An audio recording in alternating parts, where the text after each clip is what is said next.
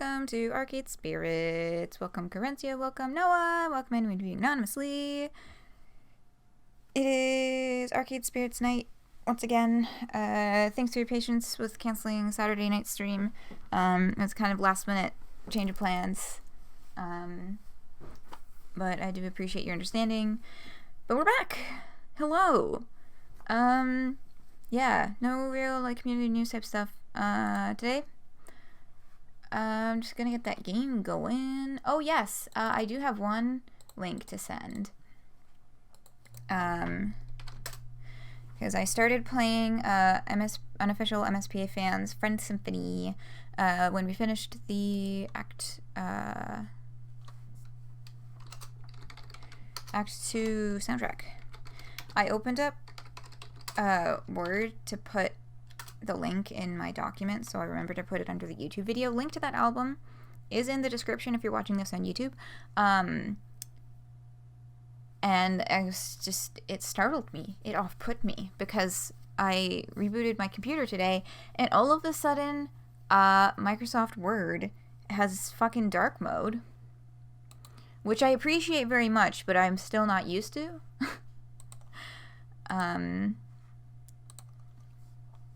So yeah. That's where's my shit? There's my shit. But yeah. I just was not prepared for that. Okay. Game is booting. Had an interesting day today. So my family celebrates Christmas and we were trying to get our tree together. But here's the thing. We got this fucking massive Christmas tree that we've been using for like as long as I've been alive. And we've been using it for as long as I've been alive because it's literally like 34 fucking years old. It was my dad's tree before he even met my mom. And the base of it that like holds it up right, you know, like the stand, finally, like, totally bit the fucking dust.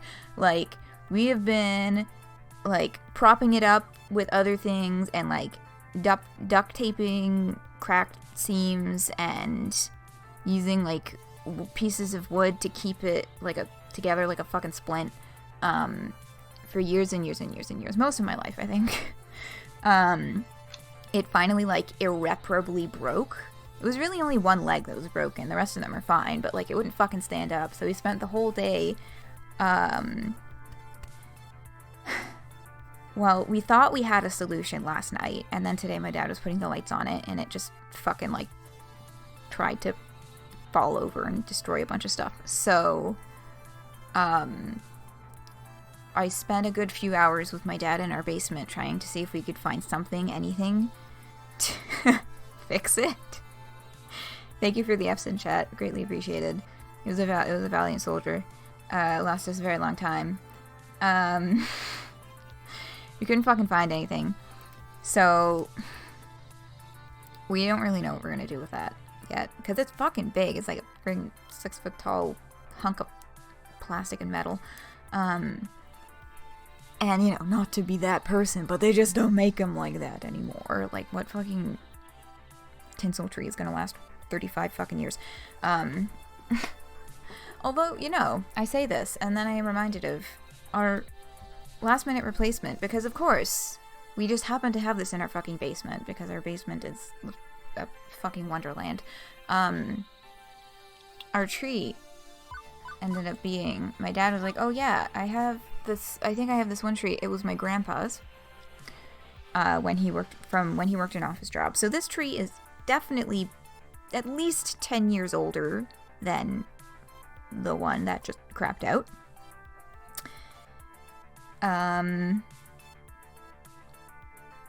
And apparently, my grandpa affectionately referred to this tree as his Charlie Brown tree because it is small-ish. It's actually not that small. I thought it was going to be smaller. But it's just a bunch of, like, wires covered in tinsel that you just kind of like stab into holes in this like wooden pole, and it works. It's cute. So yeah, that was my day. That's pretty much all I've done today. I spent a little time hanging out with my brother, but that was kind of my whole day. I got up at fucking 3 o'clock again. I really gotta work on that. A cursed morning, but a blessed evening, so it evens out. Narnia basement. I mean, like... Yeah, pretty much. It's like, okay. Because as my dad is taking this fucking tree out of the box, he's like, you know, I don't think I've opened this box since we moved up here. And my mom's just like, yeah, I don't think you've opened that box since you first moved in with me. Like, there's a lot of boxes like that. But yeah. So that was today. And now I'm here. I haven't played Animal Crossing yet, even though I really wanted to. Really. It's like, no, I gotta like actually do productive things.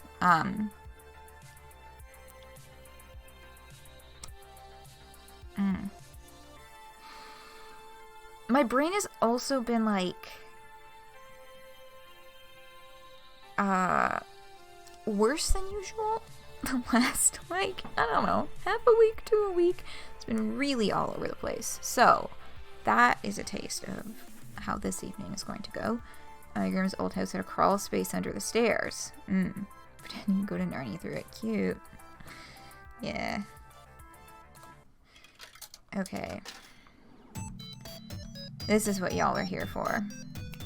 Am I right? Am I right? So we finished chapter 5 last time, which was the beach date with Ashley, which was wonderful. And, you know, she gave us like handwritten letter talking about how, basically saying, hey, I'm not cis. Can you still support, do you still support me? And of course we were like, fuck yeah. So that was real good. You're gonna call at what? It's a surprise. Okay.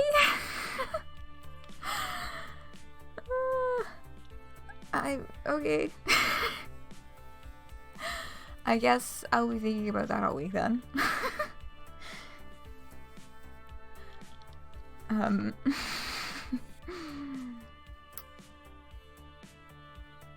So, we're back at the city skyline because we are starting a brand new chapter. It is the future year 20XX, and my dream has come true. Okay, let's be honest. If you asked me 2 months ago if my dream involved being the event coordinator at a video arcade, I'd have just stared at you kind of funny. Even now, it sounds ridiculous. But it's true. I'm here. I'm successful. I'm happy. This is all gonna fall the fuck apart, isn't it? And this is my dream. Ever since Gamer Element, business has been booming. The Funplex is packed with players, day in, day out. Kids, teens, the college crowd, the nostalgic ones looking for old games they remember. I've run 3 events so far. We've started rotating our games out of storage and into play to keep things fresh. The high scoreboards are constantly shifting. In fact, things are going so well, Gavin's hinted that maybe we should start looking into a second location. But this will always be home. Seeing the smiles on coworkers and gamers alike, watching my friends laugh and play in good spirits, that's working for me, and it's bringing me joy in turn. I won't argue why. In fact, I barely understand why. But I'm happy, and that's better than I've been in years of going with the flow. Going with the flow never brought me this much enjoyment. I'd say by this point, I've soundly broken the family curse. Maybe everything doesn't have to fall apart under me. Maybe I can just be happy. Y'all, including the chapter we're about to do, there's 3 fucking chapters left in this game, everything's going to break. And I hate it when they foreshadow like this. This is actually very stressful. Maybe this is where I'm meant to be. Sign here, please. Huh? A bicycle messenger nudges a slim envelope my way again, trying to catch my attention. I'm snapped out of my happy little trance immediately. Oh, right, no problem. After jotting down my signature, he drops off the envelope and heads right out the door. No time for Moopy, or a round of pinball it seems. Deliveries to make. Curious, I open it up. Roxy Nitrum, you are cordially invited to dine and discuss business matters at Deco's Palace with CEO Deco Nami. Ooh, these fuckers. Don't like that. Meeting time will be 7 in the evening sharp. You may bring a guest of your choosing. Free Royal Value swipe card available for enjoyment of games prior to meeting. What? I read through it a few more times, trying to parse all the curly cues and swirls and swooshes. Although that doesn't clear my confusion of the whole matter.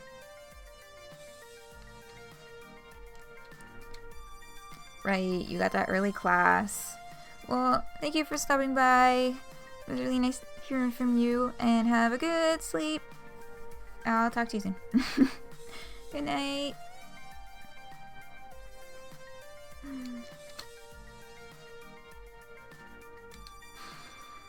Soon, Francine looks up from her knitting, curious about what the letter is as well. Although she seems to already have an idea of what it says. I suppose it's about that time, isn't it? Huh? Oh, dear. Time for that fellow to make another attempt at wooing me. Double, huh? Rather, at wooing my beloved Funplex. Let me guess, Deco Nami of Deco's Palace sent you a fancy invitation with all sorts of fancy writing. That's accurate, yes. It's not the first time. He invited my dear Frederick and I over in the 1980s to talk about selling the Funplex, and we turned him down flat. Then in the 1990s, when the home game consoles were poised to take back the arcade crowd, he suggested we sell. We turned him down. Now, it's 20XX, and he's at it again. A gentleman would know when to quit, but he's got tenacity. I can't fault him for that. Why would a big-time arcade operator like Deco Nami care that much about us? We're small-time. No offense. Come now, if anyone should be offended, it's you, calling yourself small-time. Roxy dear, you've put in so much work to make my little arcade soar. I bet that's why he's knocking on our door again. We're thriving, and that's lured him back in. Like we're a cheese in the mousetrap. So, wait, are we the cheese or the trap? My, oh my. That depends on how clever you are, my dear. Right, so I'm the cheese, although I prefer to be a nice mozzarella. Cheese types aside, do you want me to ignore the invite then? Oh, heavens, no. Contrary to what people say about the fellow, he's very much a man of his word. I always accept his invitation, always hear him out. It's only fair and proper. I thought he was, like, the arcade scene's greatest evildoer. Let's be sensible. That's a bit grandiose, isn't no? Certainly plenty of rumors of his questionable methods abound, but that's all they are. Rumors. Politeness should be met with politeness. That's how you conduct proper business, and that's what the Funplex is all about. Francine moves to rise from her seat near the ticket desk, but pauses, leaning heavily on the glass countertop while looking strained.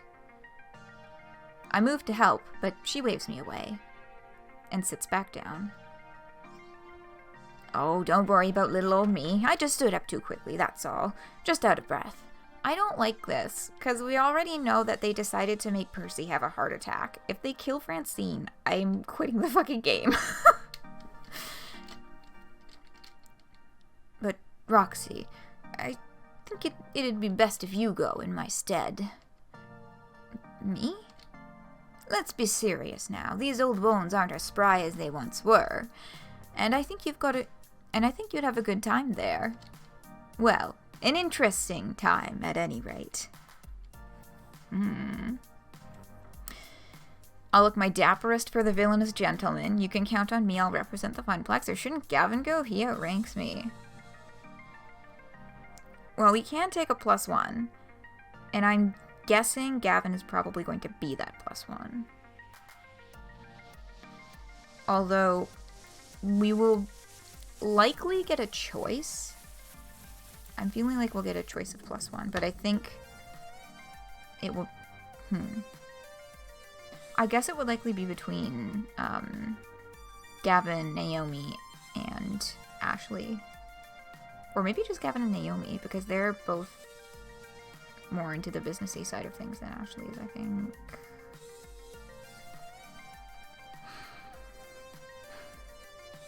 But, I'm kind of feeling the first one. Especially as someone who likes to overdress for every occasion. Ashley is the person we're dating. Yeah. Yeah, so if Ashley is up as a choice, then Ashley for sure. But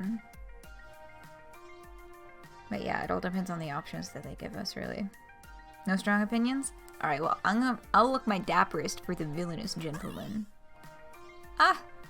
Goofy jokey. Haha. We have very few... Yeah, that's our lowest one. I guess... I don't know. I guess this... According to this game, we're not funny. Then I shall don my Sunday's best to meet the mustache-twirling ruffian of arcade legend with pride. It's not that upscale, dear. No matter what glitz Deconami favors, they still sell cheap beer by the pitcher and rarely scrape gum from under the tables. So, go there and turn him down. Got it. The slowness of her response is a bit concerning. I trust you to make the right decision for everyone. Which is not selling the Funplex, right? I don't feel that's my call to make anymore, dear. Maybe you haven't noticed, but I spend most of my time at home these days. Or napping at home. The Funplex isn't really about me, not anymore. It's so much more than Francine's arcade Funplex now. It's about you. It's about your coworkers. It's about all our regulars. You've made me realize that, and I'm thankful.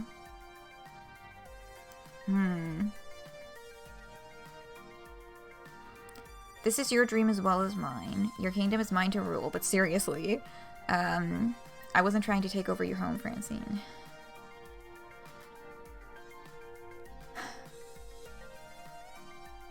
I mean... Yeah, I don't know. I guess it's...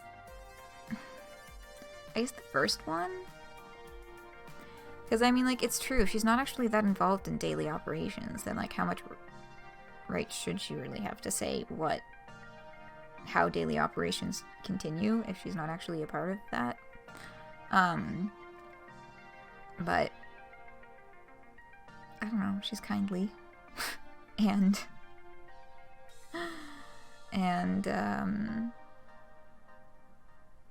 she's recognizing that, you know, which is good. I guess the first one probably.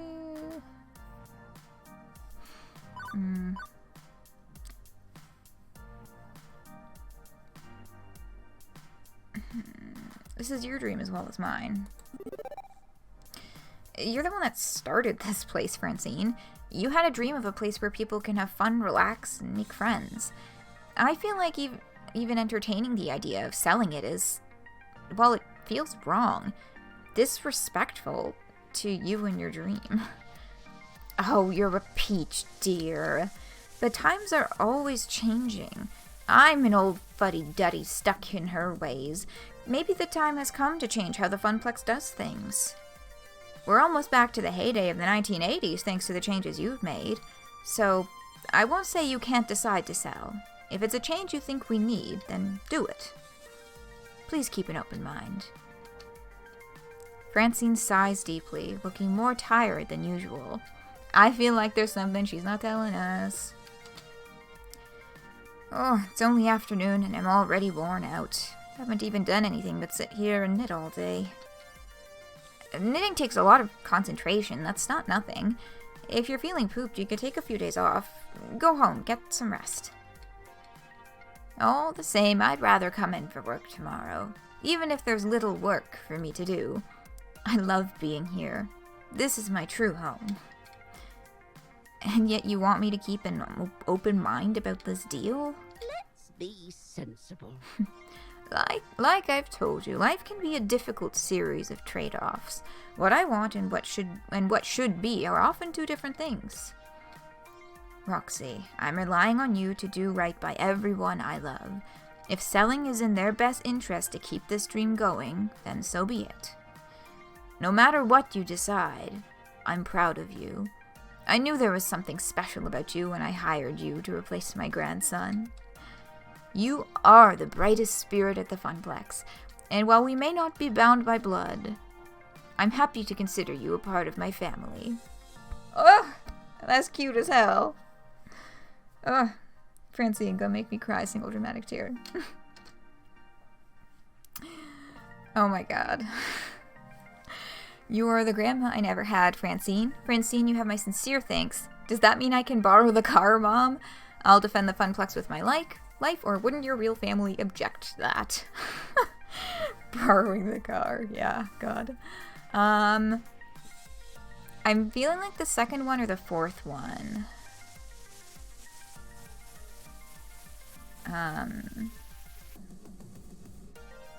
Personally. I don't know. I need strong opinions, other than the cart one being funny. That's how I'm kind of leaning. Both good? Ah, fuck. I think I'll go with the fourth one. I'll defend the Funplex with my life. Gutsy response, indeed. Fear not, Francine. Your hopes and dreams are well invested in me. I shall defend this Funplex we call home to the death. Yes, well, let's hope Deco-nami's idea of a hostile takeover doesn't involve knives, shall we? With another deep sigh, Francine eases herself out of her chair. Now, I think I'll take your suggestion and head on home. Well, for today, anyway. I'll be here bright and early in the morning to hear how things went with Mr. Nami. I know you make the right decision.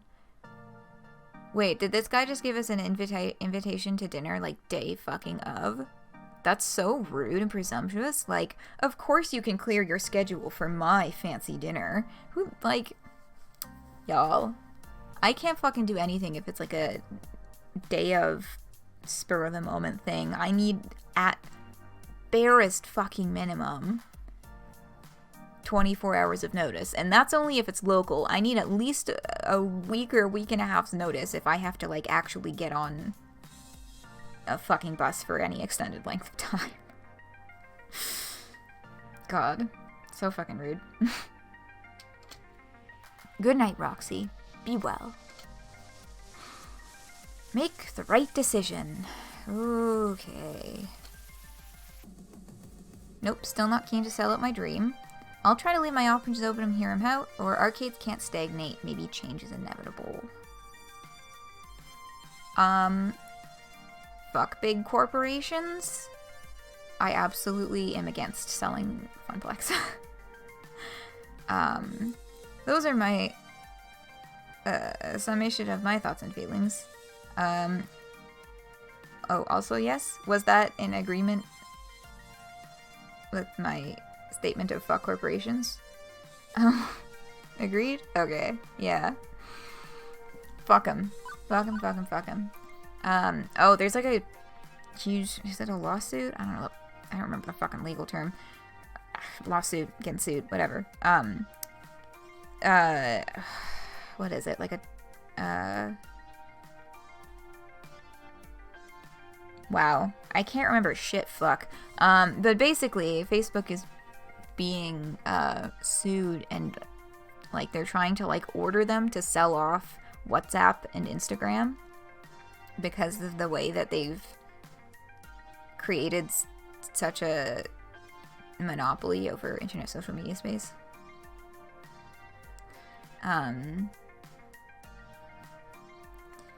Yeah, fingers crossed they go for Disney next. But yeah, I wish I remembered more of the details of that. But that's a thing that's happening if you're interested in Googling it. Okay, nope, still not keen to sell out my dream. I just can't see it. If we sell out, Well, I've tried so hard and I've gone so far, and in the end, it doesn't even matter? Good fucking God. That's what old Roxy would have said. That everything's going to collapse in on itself, so why get emotionally invested? But new Roxy grabs onto what he wants with both hands and does not let go. If Francine wants me to hear him out, okay, but I seriously doubt this will change my mind. Now, who do I want to take as my +1? Beep beep. Beep beep, Roxy. Eh? You want to come as my date? I'm your girl Friday, but I'm afraid you're not my type. My type being USB compatible, of course. Jesus fuck. I sensed you were in a state of deep ponderance and wanted to help. You're thinking of who to take to the meeting? Yeah, I mean, Ashley's the obvious choice. I'm sure she'd have some opinions on Deco's palace. True. As a part of the Funplex family, Ashley would be a good pick. But this is a business meeting. You may want to consider widening your options. And that is what I was thinking, and that's why my brain immediately went to Gavin. Ashley will support your decision either way. It's clear she trusts you. True. Okay, then. Okay, so we really can take anyone. Oh, no!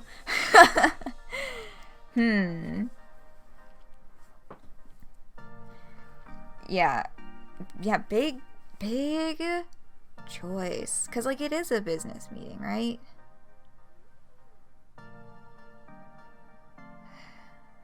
Gavin, he does business in a business-like way. Naomi, she can assess the quality of their games. Ashley, she's got a good eye for local culture. Queen Bee, she knows the gamer scene. Percy, he knows business and gaming in equal amounts. And Teo, he understands the arcade's social communities. Yeah.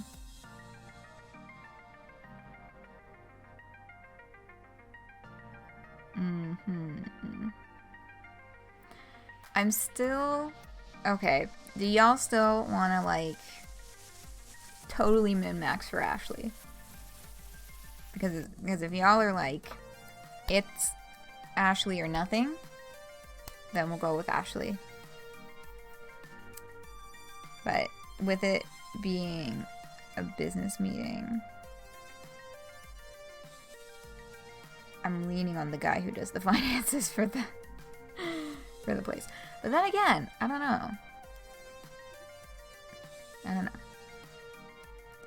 Gavin can be...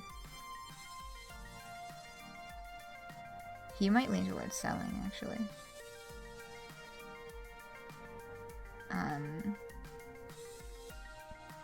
I don't know. I hate... What? I mean, like, this is the whole fucking point of this game, right? You're making decisions, but I'm sitting here like, why is it making me make decisions? Fuck this.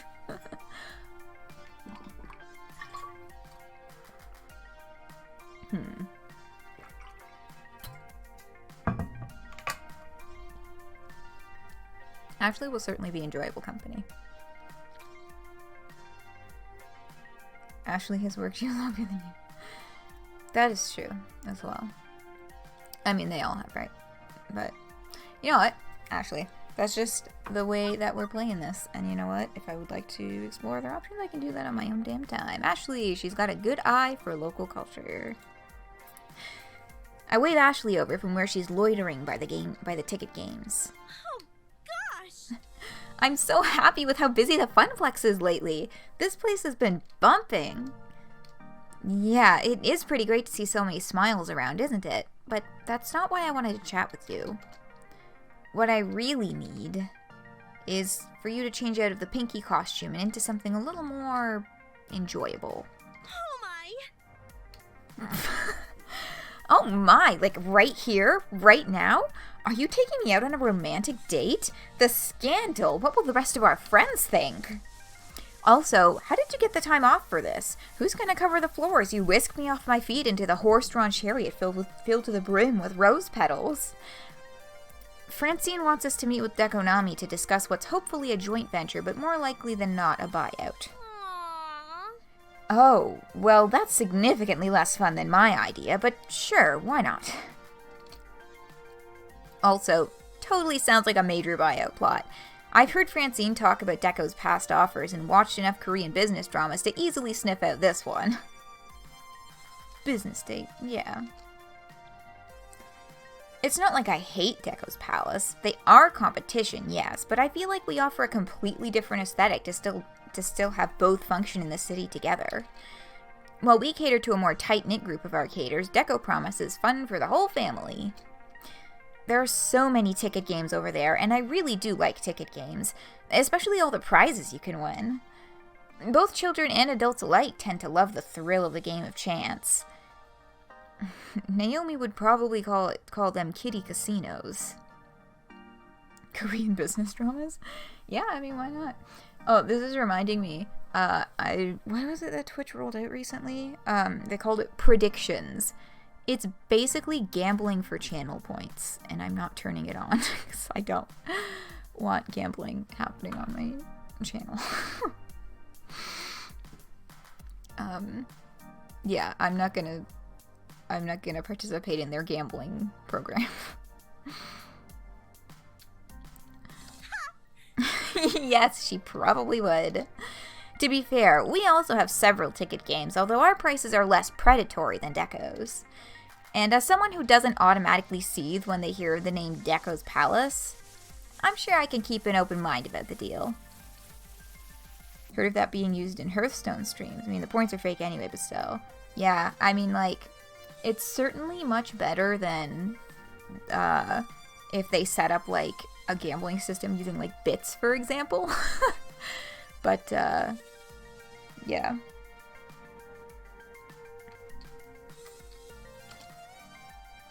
Don't make a big deal out of this. Don't make a big deal out of this. Don't make a big deal out of this. We go there, we snicker at how awful the place is, tell Deco to shove it, go home, and then everything's back to the way it should be. It is going to be fine. Everything is fine. Ashley offers to drive us across town to Deco's Palace. Contrary to the talk before, we don't exchange many words. I'm deep in thought, running through all the possibilities of what could happen, and I can't shake this feeling. Something is off. Even looking at the glowing neon temple in the distance, my stomach knots and I feel uneasy.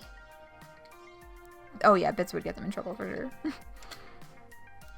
When we finally pull up, a valet takes the car and the glitzy blinking lights blind our eyes. Hesitantly, I look over to Ashley. That smile reassures me enough to continue onwards. This is for me, my friends, and the funplex. I got this.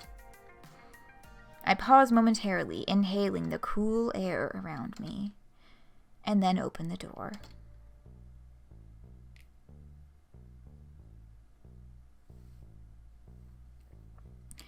Deco's Palace. I've actually been here before. I think my 6th birthday party was here. I barely remember it, but I think I had fun. Maybe? Pangymania, so we have found the penguin in this background, but there's also another one of the stuffed animals at the back. But on entering it as an adult, my first reaction is... boy, is that a weird smell. A mix of chicken grease, beer, and sweaty kids. My second reaction is, jeez, is it noisy. Visually noisy and audibly noisy. And the chaos, all the chaos of a Vegas casino, a jumble of light and bells and whiz-bangs. Once we acclimate to the new environment, we're escorted in and given VIP Royal Value swipe cards. No tokens, no quarters, just a card of indeterminate points to spend. We've got a little over an hour to kill before the meeting. Time to see what's what at the palace. Oh, wow!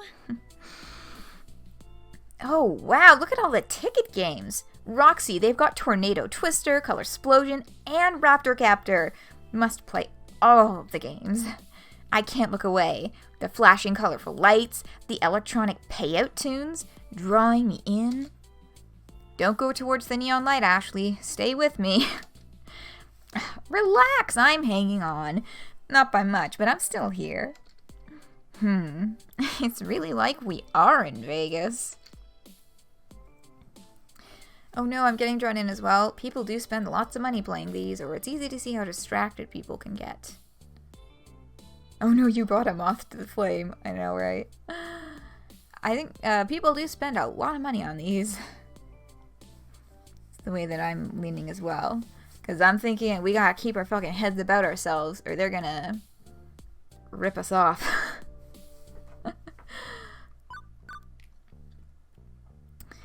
People do spend lots of money playing these. The way people flock to these like seagulls to the beach leftovers, these ticket games must generate a huge amount of money. Oh, I'm sure. Using all those classic casino tactics keeps people playing for long hours and distracts them from the actual amount they're spending. Gotta invest until you hit that jackpot. Oh my gosh! And oh my gosh, look at all those prizes! You can win a brand new laptop? I'm totally going to win that. Just you wait and see, Roxy. I'm going for gold. Meet you in the game section. Ashley, no! That's how they get you! Okay, some time to kill, but not that much time to kill. I'll need to be choosy. Yeah, this is totally not gambling for children. Absolutely not gambling for children. Oh my god, yeah, fuck this place. Fuck this place so much. What do I want to check out while waiting for my dinner date with Destiny? Get a drink, see the games, watch a tournament. I feel like, I feel like we can probably do 2 of these. But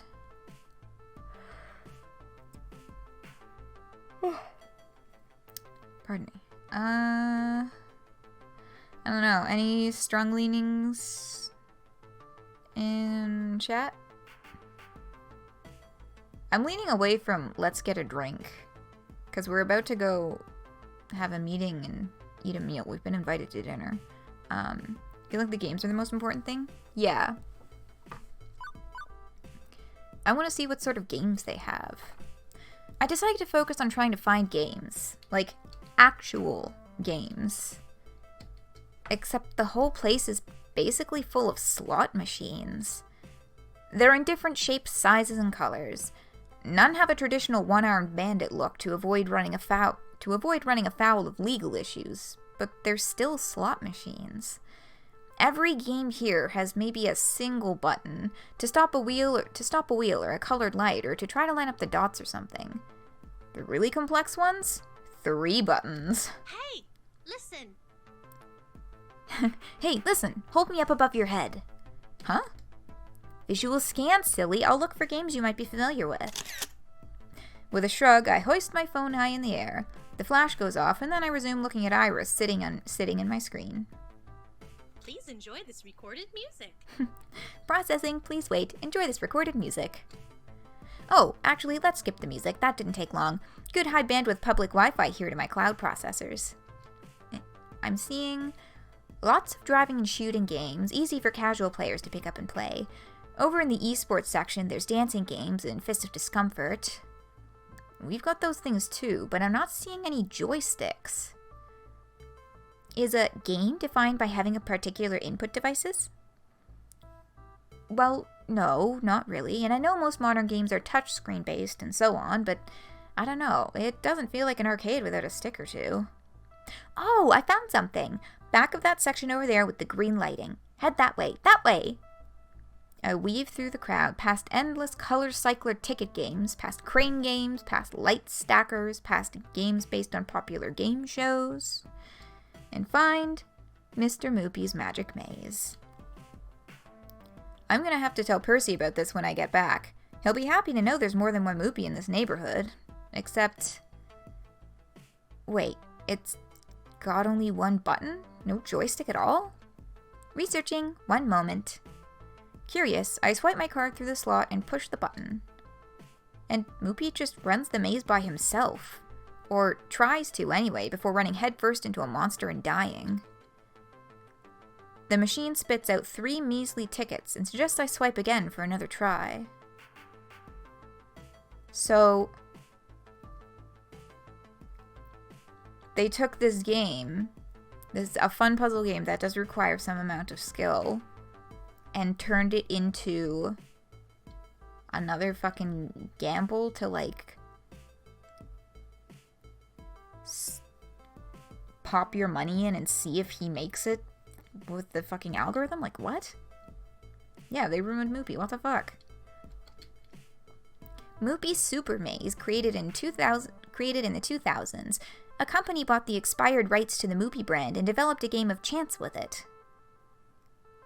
Yep. Well, fuck. That's weak. A teenager puts her Deco playing card on the cabinet and taps me on the shoulder, drawing my attention. What's up? Hey, I'm calling next, okay? Yeah, whatever. Knock yourself out. Thanks. I'm the master of this game, you know? The master. The key is to time when you push the button. You'll avoid the nasties that way. It's not great for tickets, no. Not great, but it's Moopy, so that's cool, yeah? Old school represent. She extends a fist to me, and I look awkwardly at her for a second before realizing I'm supposed to fist bump. Okay, side note. Fucking love the aesthetic game going on here. I've yet to play a real Mr. Moopy's Magic Maze. The real deal. Always wanted to. Oh my god, are we gonna plug fucking Funplex? You should come down to the Funplex. You've got one. I'm the event coordinator there. I'd be happy to comp you a few tokens. We've also got a high score chaser who can offer tips. Tap phones with me. I'll send you the address. Seriously? Fuck yeah. You're cool for an old person. Super cool. Fucking rip. For an old person. Jeez. Old? I'm barely 10 years older than this kid, but whatever. We clink phones, exchanging a business card via Bluetooth. You know, my crew used to go to this great little arcade on the other side of town, till Deco's Palace bought it and scrapped all the games. Now it's all kid stuff. For kiddies. My hopes for this business meeting now sinking. So, did he sell off all the classic games? Nah, he scrapped them, trashed them, saw leftover smashed up bits of a Ms. pack behind the place in the dumpster. Oh my god, I hate them a million bajillion fucking times more than I already did. This guy's definitely a villain. Yeah. Francine with all her nonsense about meeting politeness with politeness. This guy is evil. Oh god. I loathe giant corporations. Man, this sucks. It's a fucking shame the way the old man always 86's unwanted games. Guess he doesn't want competitors getting their hands on him. No, sir. She gives a shrug. Can't say I like it, but what can you do? That's life. I mumble a thank you and then wander off, a bit dazed. Oh my gosh! Whoa, that's a ticket Moopy game? We have to tell Percy about this. He's gonna lose it when he finds out. Do you think he knows? Knows about the Moopy game or the fact that Deco destroys old games? Aww. Oh yeah, I overheard that too. I might have been eavesdropping. This is the place to have fun, right? How does pulverizing retro games keep the fun alive? Pulverizing retro games, keeps the competition dead, and that is their point. It would be more awesome if you could really play it. Yeah, exactly. You're clearly enthusiastic about it. It's a new type of game. Smashy smash the cabinet. It doesn't. It's clearly a power move. Okay, I'm tossed up between the middle two. Or the middle two. It's 3 fucking choices. The bottom 2. I meant the bottom 2.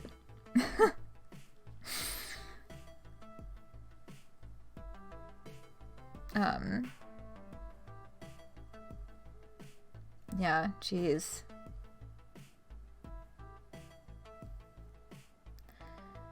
I don't know. Strong opinions? I'm gonna have a sip of water in the meantime.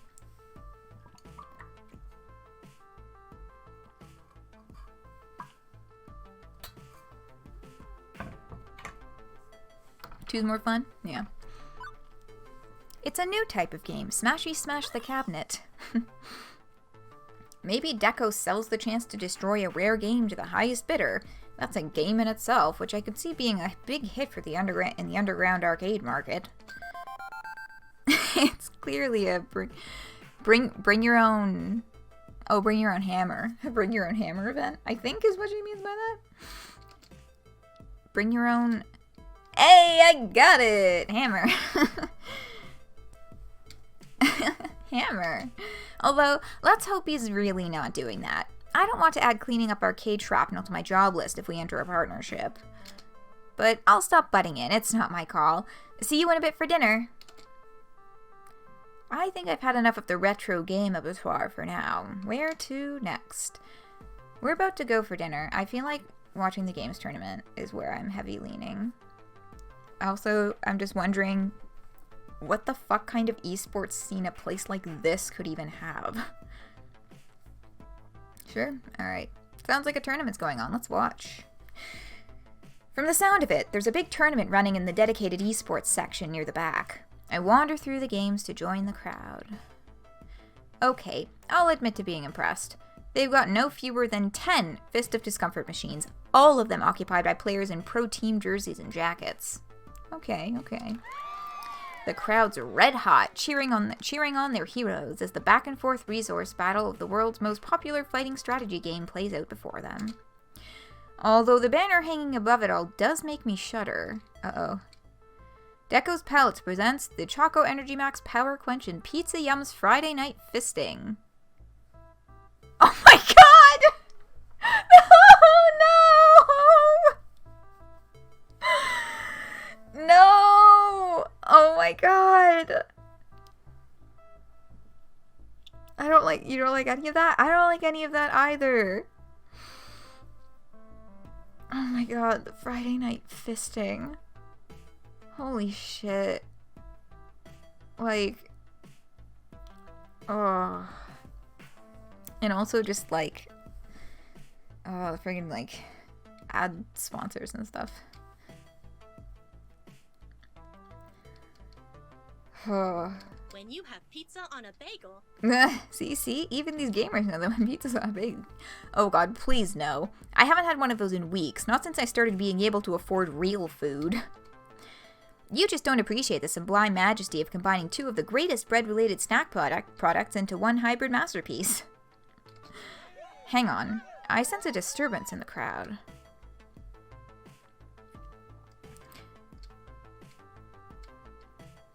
What was that shit? I call hacks, you cheater!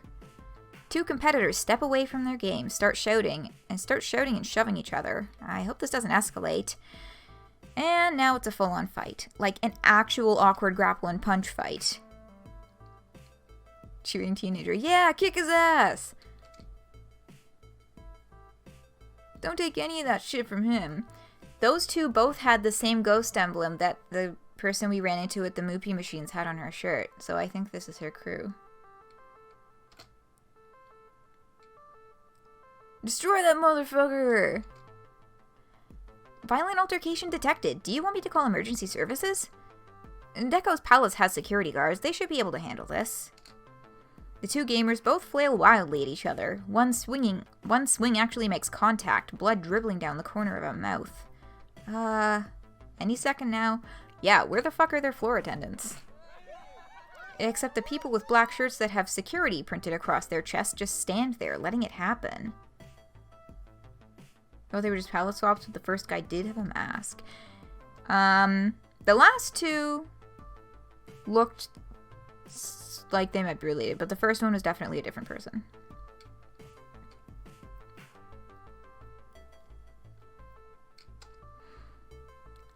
No one is doing anything to stop this. The crowd is eating it up, feeding off their cutthroat energy. Only after half a minute of this nonsense does the security actually step in. Much to the crowd's dismay, the two angry gamers are still cursing and kicking as they're finally pulled apart. Wow, tough crowd. So much for friendly competition. I don't think I can really learn anything from this. I run clean events at the Funplex and have a zero tolerance policy for salty bastards. I love how they censor everything else, but they don't censor bastards. But, yeah, time to move on. Actually, the meeting is right around the corner. No more time to explore. After seeing a bit of what Deco's palace has to offer, I'm still sticking to the plan. The Funplex has way more kind and caring spirit than this place, and I don't see Deco really embracing our ideals. Beep beep. Beep beep, Roxy. It's now 7 p.m. sharp. Deconami is waiting for you. Is that time already? Time sure flies when you're having fun? Investigating? Fun investigating? I quickly send a text to Ashley before nervously wringing my sweaty hands together. I let the sounds and sights of Deco's wash over me as I retreat deep within myself. Francine comes to mind as I remind myself of what she told me on my first day. Everyone has a dream they're chasing. Everybody here has a dream they're chasing. No doubt you'll find yours as well. It gives me a momentary respite, and I smile. I know exactly what must be done, and I'm going to go in there and do it.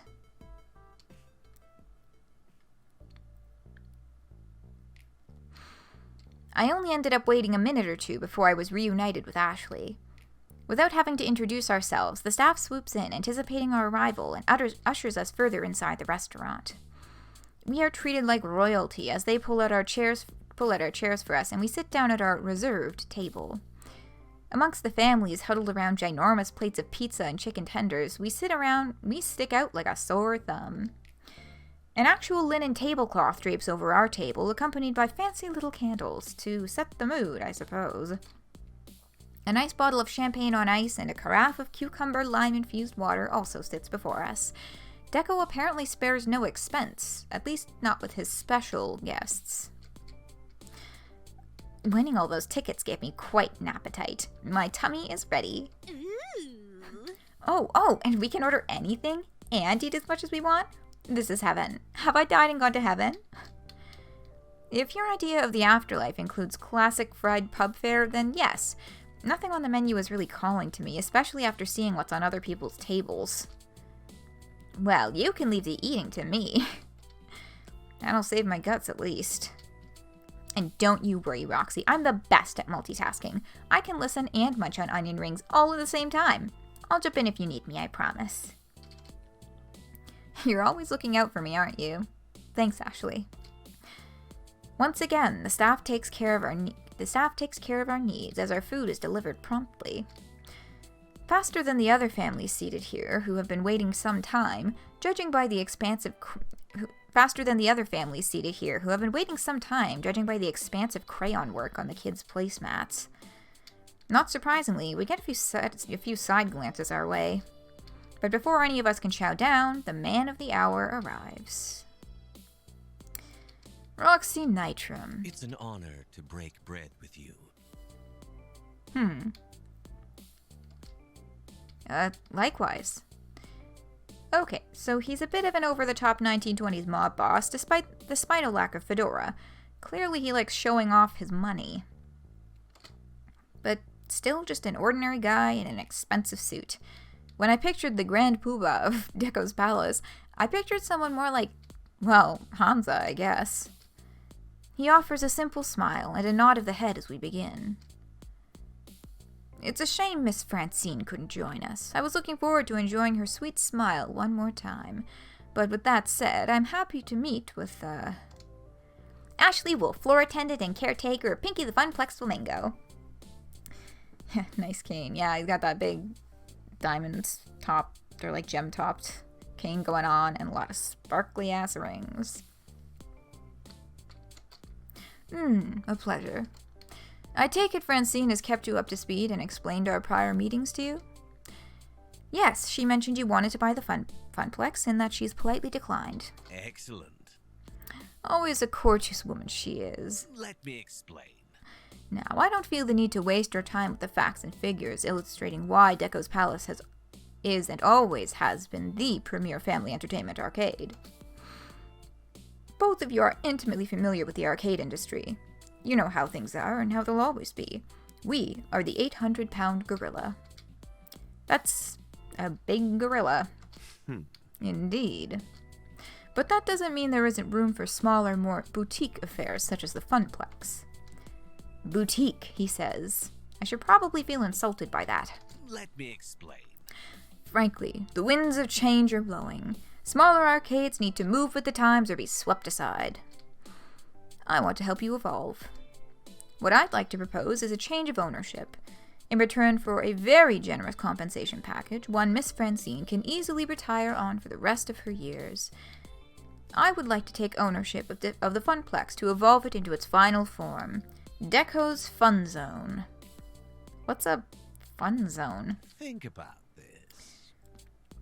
A fun zone is a new concept I've been trying at some of my smaller satellite locations. A best of both worlds scenario. Honestly, the Funplex is simply too limited in size to host the full Deco's Palace experience of fun family food and excitement, but that's not necessarily a bad thing. Instead of installing a restaurant or bar, we simply focus on your strength, your games. You become a game center rather than a palace. We'd need to replace some of your outdated machines, of course, bring it up to speed with the standards of excellence Deco's Palace is known for, but overall, I think this would be a win for all involved. And he sits back, resting his hands on the knob of his cane and smiling away. Okay, I have questions. And I have answers. Let me see if they match up. Okay. See, I don't like it. Because, like, we're currently experiencing success. And fuck this guy. Your tournaments seem a bit unruly. Is it true that you destroy older games? What would happen to the Funplex staff? How much creative control would we have? Or that's all my questions. Okay. If that's all my questions as an option, maybe we do get the chance to ask all of them.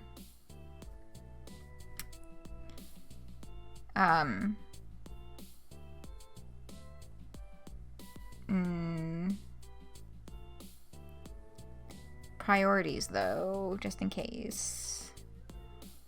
I am primarily interested in, I guess, like, how much creative control would you have, and what would happen to Funplex staff. The other two, I feel like both of those top two ones, like, he's gonna pull some slick shit for all of them. But, those two in particular, I think he'll pull some real gross bullshit out to try and explain it away. Right now I'm just thinking about how, funny, weird it would be to say, I have questions, and then immediately follow it with, that's all my questions. Yeah. Yeah, go for it? Okay. How much creative control will we have? Let's talk creative control. I've been developing new sorts of arcade events, competitions, and other things to get people in the door.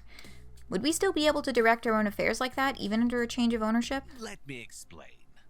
Mr. Nitram, obviously I value your expertise on these matters and would be happy to consult with you on the best direction for the fun zone. That's not answering the question.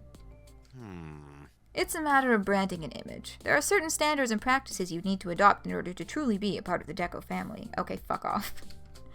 Once you realize that, you'll understand more of how we run those kinds of events. Capital. It's nothing too onerous, and really, we need to look at the big picture. The chance for growth and profit. Don't worry about such petty little things for now. He just called creative control a petty little thing. In the meantime, he's like, we've got ways of running things. That makes me now want to ask, first, your tournaments seem a bit unruly, because he's like, we have a certain way of organizing things. And I'm like, yeah, is that letting people beat the shit out of each other for audience entertainment? What the fuck, man? Your tournaments seem a bit unruly. I saw a few players fighting over at the tournament. He laughs. Well, it's a fighting game, is it not? As in fighting each other with fists in real life. I take it my crack security team intervened? Eventually, but not before blood was drawn. You understand. Yes. We take safety very seriously at Deco's Palace. That includes the safety of our security workers. They're instructed not to intervene until it's safe to intervene for all involved. I trust them to make that call, and I'll note, we've not a single legal action pending. That sounds fishy as fuck. Fuck this guy. Fuck you.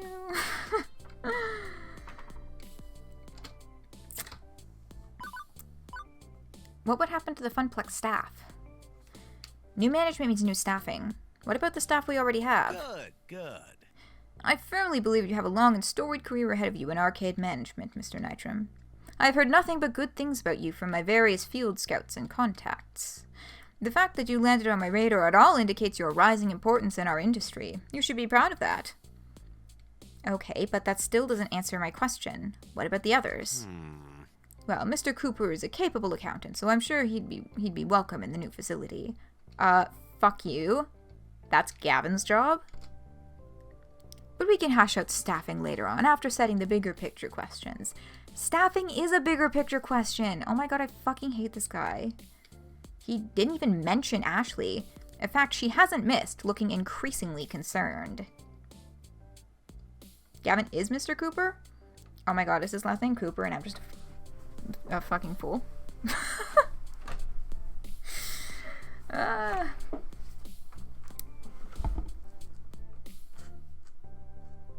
Oh, he was just saying Gavin might be the only person he'd keep. Yeah, he's saying you will have a storied career and Gavin can stay, but everyone else.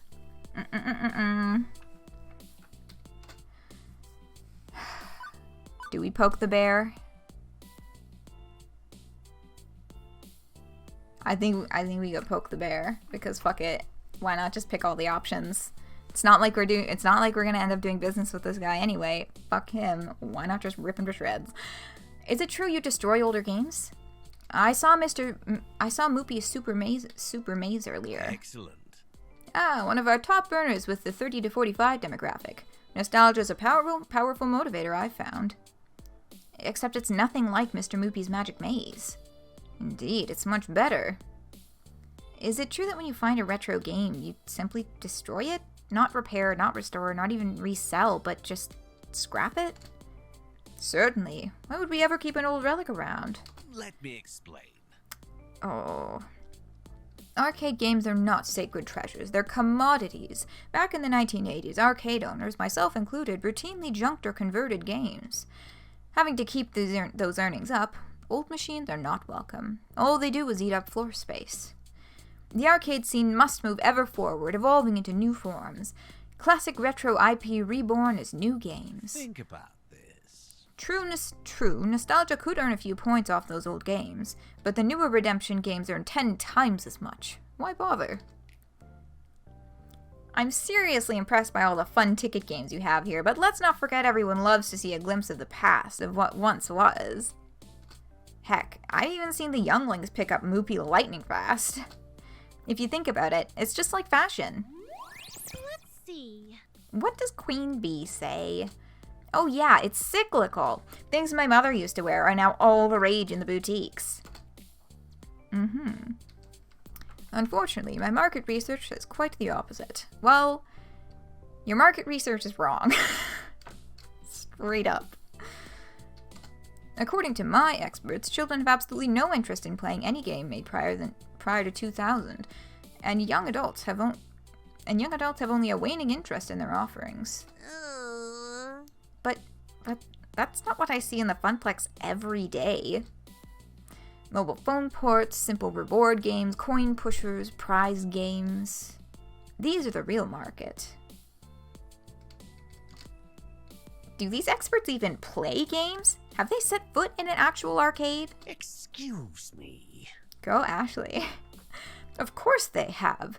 But I'm here to talk to Mr. Nitram, not a simple floor attendant. Oh boy! Oh boy! I'm gonna kick your ass! What the fuck did he just say? Not a simple floor attendant. Oh.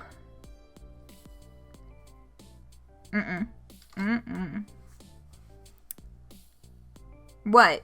Roxy doesn't say anything after that? We better tell him to go fuck himself, like, immediately after this. That's all my questions. Excellent. Excellent. I suggest we shake on it and set our various lawyers to the task of sorting out the specifics. He rises to his feet, extending a hand bristling with shiny rings to shake mine. I'd assume this was a definite no from word one, and it still feels like a no. Am I really gonna shake that hand? No! I'm afraid I must respectfully decline. You know what? Fuck you. We'd like some time to think it over, or let's do business together. Okay, first two options. The last two don't even exist. I feel like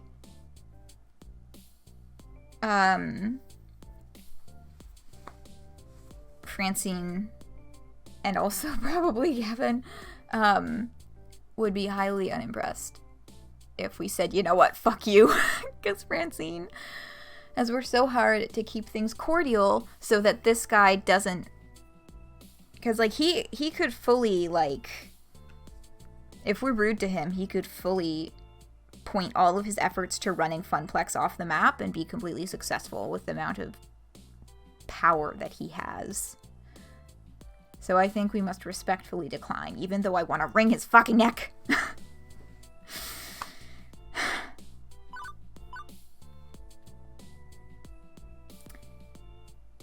I'm afraid I must respectfully decline.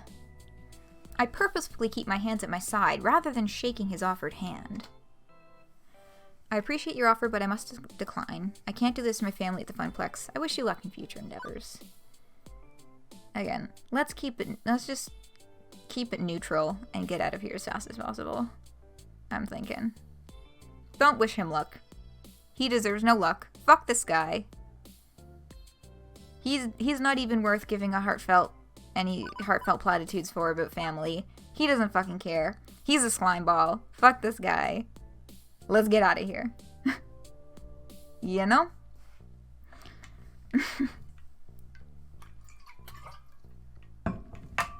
I appreciate your offer, but I must decline. You've been honest and forthright with me, and I appreciate that. Thank you for your gracious invitation this evening. However, I'm afraid this isn't the right direction for the Funplex. We're just getting started. It'd be a shame to abandon our progress in favor of a buyout. If you'd like to maintain relations, we can discuss partnership opportunities at a future date, but for now, I respectfully must decline. Deco pauses, looking me once over before slowly lowering his hand. I can feel his eyes on me. He's obviously not happy with my answer, but we followed Francine's instructions and kept it professional. There is nothing he can do but accept our answer. Fortunate. I see. I suppose I should thank you for your candor in turn. It's difficult to find people in this industry willing to show respect to their elders. I'm not closing the door on the idea of a partnership, mind you. But if you'd like to go it alone for now, who am I to get in the way of that? As he rises up from his chair, he takes a deep breath in. He turns away for a split second before rounding back and looking me dead in the eyes. Oh god. But be aware, if we are not partners, we must be rivals. You understand, yes? It'll bring me no particular pleasure, but I'm afraid that I cannot allow a rival. I am obligated to bring the full weight of the palace to bear on you. You know what? We should have just said fuck you right to his face, because, like, obviously, you know, I thought maybe because he had, you know, honored his dealings with Francine for so many years that it might just go on, but of course not. No. It doesn't matter how... See, that's the thing with all this kind of, you know, thing. Oh, you just have to be polite to them, and then they won't crush you. Any situation with a power dynamic like that? Mm-mm.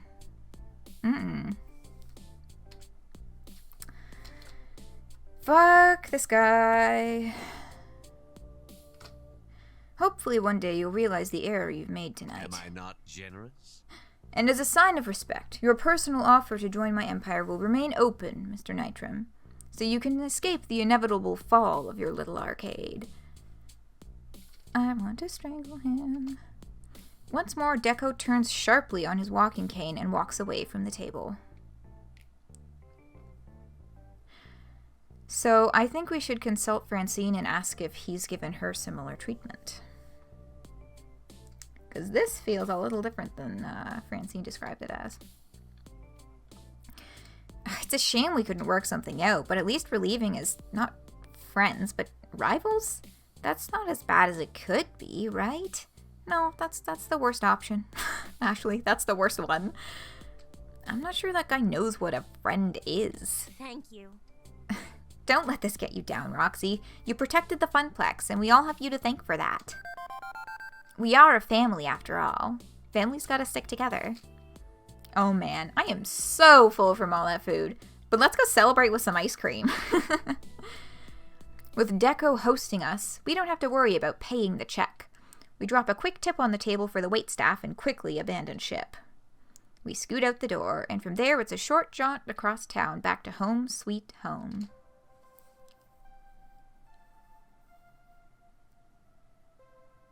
As I walk into my apartment, the sheer and utter exhaustion of the day hits me like a brick wall to the face. My adrenal glands are tapped out, leaving me in dreamlike lethargy. I can't help but sigh as I just stand there, my body too drained to move. Reflecting on how the evening events transpired, I realize this day entirely kicked my ass. I did my best not to make enemies, but I'm guessing we made a powerful one anyway, despite my diplomatic efforts. Yeah, because he was determined. Like, he was determined that if you didn't join him, you might as well be dead. As I continue to anxiety loop, replaying every moment in my head, something steals my attention. A shimmering beam of hope and happiness. My best friend, Juniper. She's already home, back from another day at her new graphic design firm. She pauses the show she's been happily binge-watching when she finally notices me in the room. So, how was work today? Well, it was a day, certainly. The condensed version is that Deco Nami wanted to buy the Funplex, and Francine asked me to go negotiate. What? Deco as in Deco's palace Deco? The one and only. Whoa. Well, how'd that go? I gave him the thanks but no thanks. Very polite. Very politely. I mean, he still vowed to annihilate us, but at least he was sort of nice about it and promised me a job after he destroys all I hold dear. Ooh. Yikes. Yikes indeed. But hey, that's a good thing. I mean, it means he's scared. He wouldn't have tried to woo you to his side if he wasn't worried about what the Funplex could become. Try and see the positive. I guess, but it's still worrying. Let's not stand here and drum up a whole bunch of anxiety. That's not gonna help with anything. I got it. Why don't you take your mind off things and binge watch some cartoons with me? Tempting, but another night, Juniper. I really need some sleep. Okay, just let me know if you need anything. I'm here for you. I smiled back at Juniper before retiring to bed.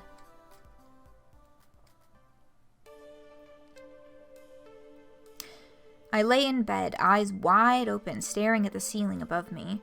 After trying various ways of forcing myself to sleep, nope, not working. Can't sleep. Ugh, I hate insomnia. Once you start worrying about being unable to fall asleep, the worry feeds on itself until you're actively stopping yourself from resting. A vicious cycle. I sigh heavily, feeling the weight of my decision dragging me down. Stream having a hiccup? Oh boy. We're still looking good. I'm gonna keep going. Let me know in chat if things go down again, but I think we're pretty well set now to continue going. It's, you know, thrown its little temper tantrum and now it's calmed down, so. I sigh heavily, feeling the weight of my decision dragging me down. I hope I did the right thing tonight. My phone lights up as Iris's sensors detect conversation. Roxy, you want to chat? No, I want to sleep, but I can't, so hey. Would you enjoy some recorded music? Maybe something relaxing? I just can't shake this feeling that I'm standing on a precipice, right in front of this big dark hole. It's weird because I still think I made the right call, but if I'm confident in that, why do I feel like I'm about to fall? Because that guy just said he was gonna rip you to shreds. Based on prior personality indicators and inputs, my therapeutic system suggests it's fear of failure based on years of prior examples. In short, you've got a long family history of everything always going wrong all at once. Murphy's Law. So when things are going right, I'm expecting to fail anyway. But worrying about it won't actually change the situation. Whether you sleep or not doesn't affect the outcome. So my suggestion is to get some rest. Deal with problems as they come. She's right. I mean, intellectually I know she's right. But knowing something is true and feeling it to be true are, well, those are surprisingly different things. Iris, off. Iris, offline. Okay, but remember, you're a good person and deserve to be happy. My phone goes back to sleep. And I do not. Some hours later, my brain just kind of like skipped over a bunch of words and mushed together. Anyway, some hours later, my body just passes out on its own. I vaguely recall my alarm going off a few times, but under protest of its mistreatment, my flesh refuses to submit to its siren song. Meaning it's nearly noon when I finally rouse, having completely overslept and missed half a day of work. In a panic, I get dressed and hop a late bus to the Funplex, grumbling all the way. I opt to ignore the pile of waiting notifications on my phone. Whatever it is, I'm in too much of a hurry. I'll check them after getting to the Funplex. Bad idea, because that's probably all your fucking coworkers. Wow. Like, there was mega foreshadowing here, but also, I still fucking hate everything. Y'all, I swear on my fucking life, this ends up being another one of those things where we show up and they're like, we've been messaging you all day, where are you? Francine is ill or some shit. Y'all, I can't fucking do that again. I promised to report back to Francine first thing in the morning, and now I've missed lunch even. But oddly enough, on arriving, the arcade is closed? I mean, my key still works, but they're closed for business. The sign is off. No gamers present or accounted for. Well, if you were the one who was supposed to open, then... I quickly look around for some familiar and hopefully friendly faces. And find only dark expressions and tears? Y'all, I can't fucking do this again. I can't fucking do this again! My stomach starts to knot and I feel the color drain from my face as I see their downtrodden eyes and gloomy expressions, tears welling up in their eyes. Naomi quickly dabs at her face, hoping I won't notice. What's going on? We turned Deco down last night. Why is everybody so... I fucking knew it! Don't do this to me! I'm so mad! Roxy, it's Francine. Immediately, a dark pit swells in my stomach. Oh, I fucking knew it! Did I not call this at the beginning of the fucking stream?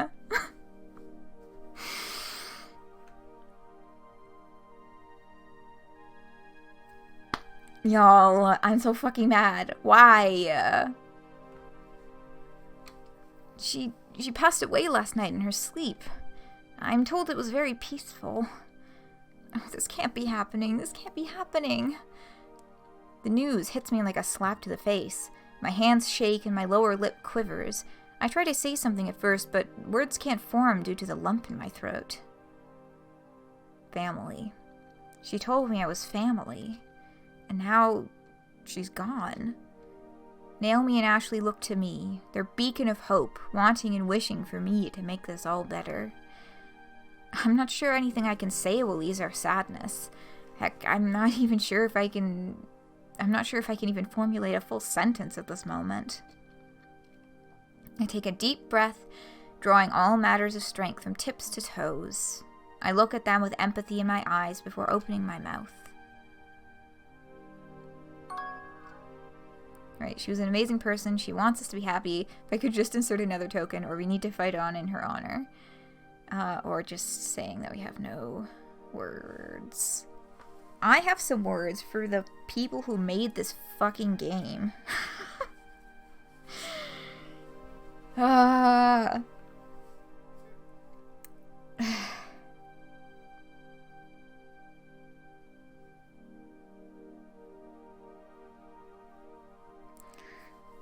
So,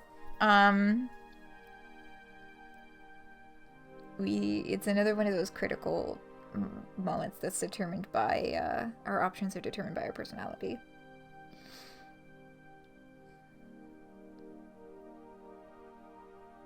I don't fucking know, man. I guess the first one?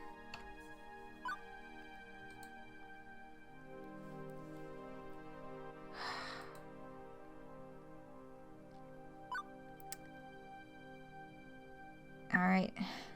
She was an amazing person. Francine, she was a wonderful human with an even more beautiful heart.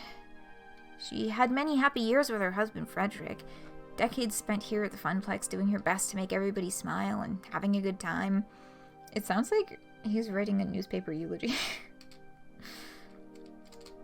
I wish she could be with us now, and I can't help but smile when I think of how great a life she led.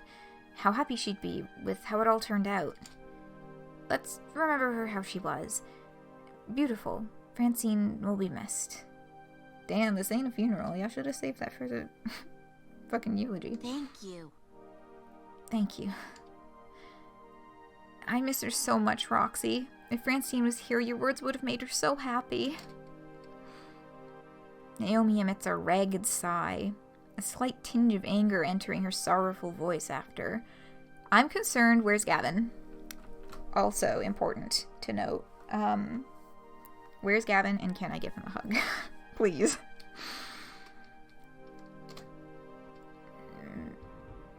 Oh no, not more. Don't do this. Maybe it's for the best she's not alive to see what happened today. What? Before I can get an answer, my attention is drawn to two people emerging from the back offices. I turn my head to see who it is. With everything going on, I barely noticed that Gavin was missing, and as he approaches, the disdain on his face is easy to read.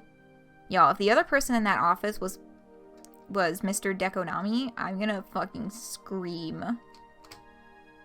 It's settled then, apparently. In light of Francine's passing, our legal owner is now... I'm gonna quit this fucking game. This is bullshit. It gets worse? Yeah, because of course it fucking does. How is that possible? Did she write that into her will or something? Why wouldn't she sign it over to fucking, like, Gavin or something, who's been doing the business side of things for however fucking long anyway?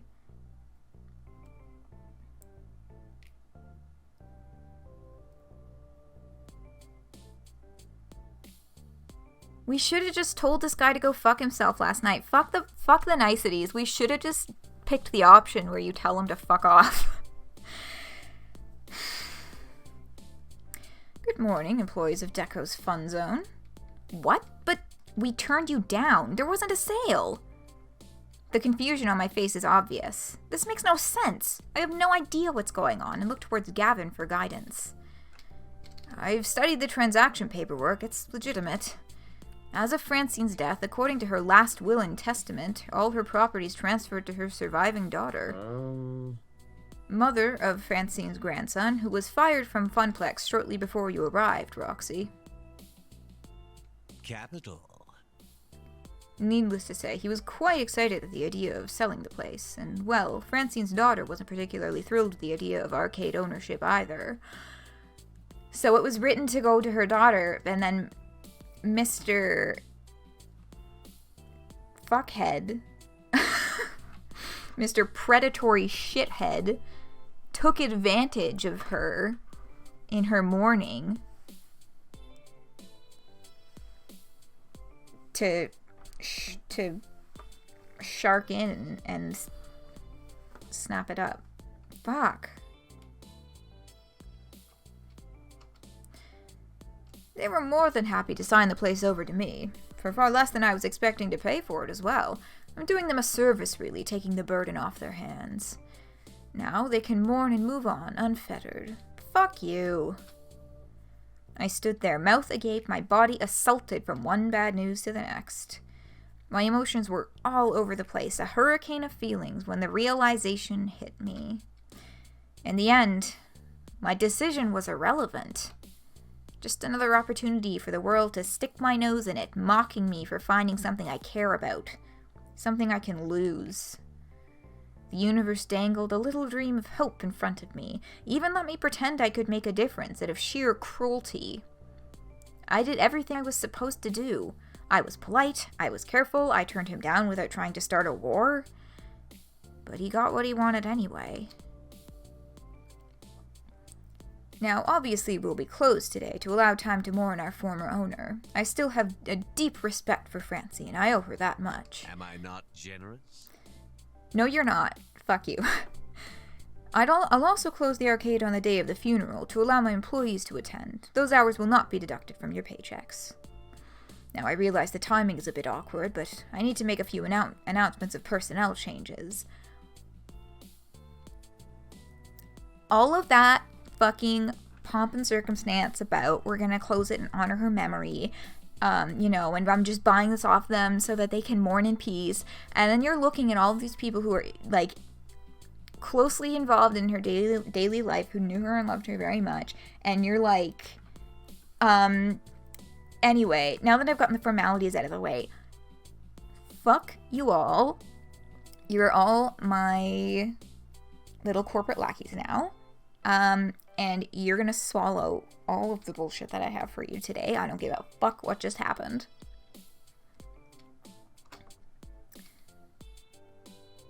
Miss Wolf, I'm afraid we really have no need for a costumed mascot. I've been considering phasing them out of my other locations, and there's no time like the present.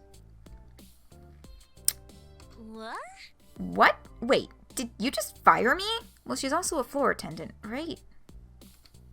Gavin, can you just fire me like that? Ashley, Let me explain. firing is much too harsh a word. I prefer the term your services are no longer required. You're firing her. You're fucking firing her. I am out for blood. Me personally, am out for blood. This guy. Ashley keeps a proud face as tears roll down her cheeks. I step over to console her as Deco continues on. Naomi rolls her eyes, fully expecting this to come after Deco let Ashley go. Why am I not surprised? Behold my not surprised face. Miss Fairchild, while you're formidable with archaic technology, I don't feel you're a good fit for the modern games of Deco Fun Zone. I have to let you go. All these, oh my god, archaic technology. Y'all, I can't fucking do this. This is fucking horrible. But friends, it's not all bad news. Yeah, it is. You being involved in anything ever is bad news. Fuck you. Mr. Cooper, you've proven a capable accountant, and I'd be happy to offer you I quit. You know what? Yes, Gavin. Gavin saw what he did to them and he was like, not for me. Pardon? I quit. I think not. If there's no room for Naomi or Ashley's dreams, mine ends here as well. As you like. As you like. Now, as for you, Mr. Let Nitram, me explain. I think we got off on the wrong foot last night. I didn't adequately express the many advantages of working for my organization. I'm willing to offer you something few others get. A second chance. I'd like to keep you on as the Fun Zone's general manager.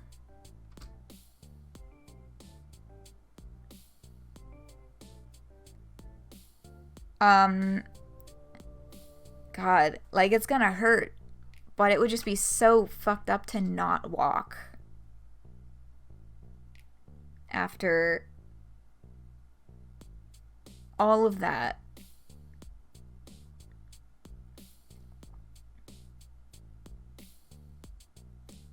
Like, I don't know what the rest of the game's gonna look like if we fucking quit, but like,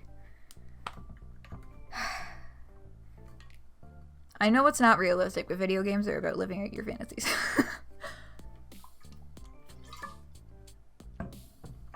You know what I mean?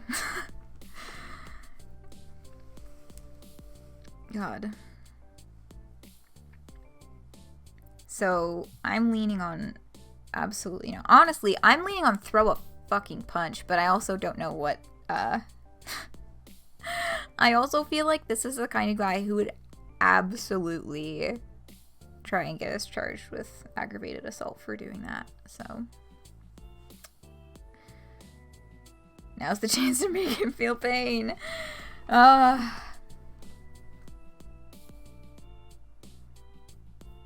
He's definitely not going to want to hire us after that anyway. Oh my god, are y'all for real? Are y'all really down to see what happens if we throw a fucking punch? Because, like, you know, if you want. Alright, you know what? I regret not telling him to go fuck himself last night. So today,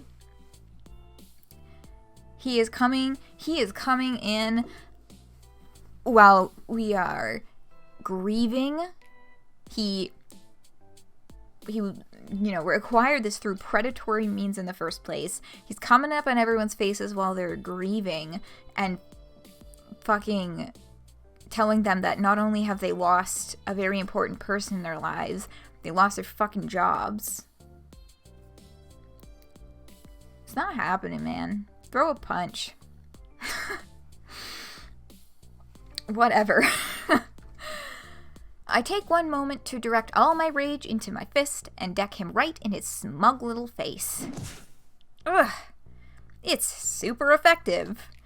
Gavin holds me back before I can get another hit in, my arms and legs still flailing as he prevents the beating that man so richly deserves. How dare you? You are very, very lucky that I've no intention of wasting my legal dollars on a lengthy assault case. Was I not just saying he's the kind of guy who would try and charge him with assault? He rubs at his jaw as he tries to regain his composure, but his smile and his civil tone are considerably more forced than before when he speaks again. Ahem. Excuse me. Thank you for your time, ladies and gentlemen, but I'm afraid your time is up. As none of you are Deco's Fun Zone employees, I'd like you all to leave immediately. Quickly gather your belongings and see yourself out. Should you dally, my own security team will be here within minutes to ensure your exit. In the interim, I've got work to do.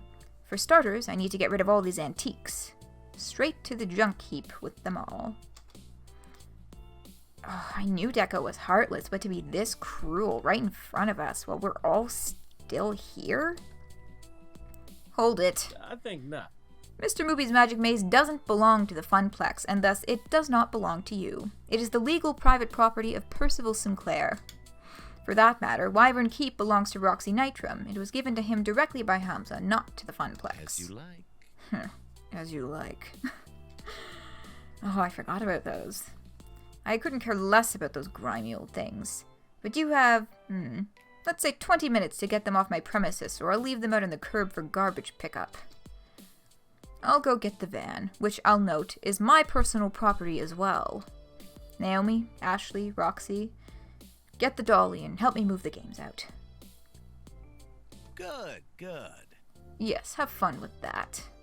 Now, if you need me, I'll be in my new office, celebrating my recent business venture.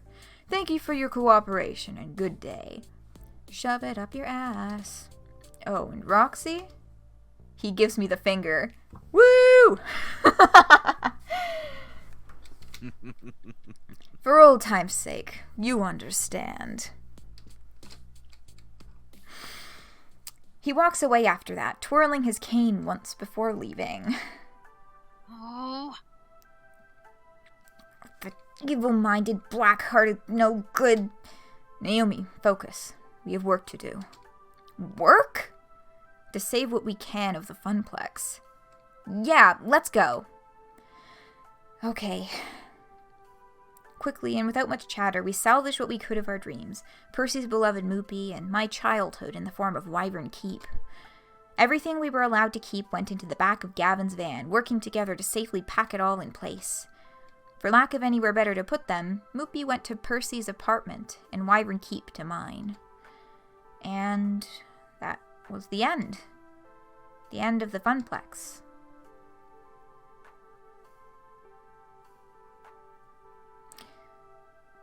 The funeral came a few days later, we weren't officially invited.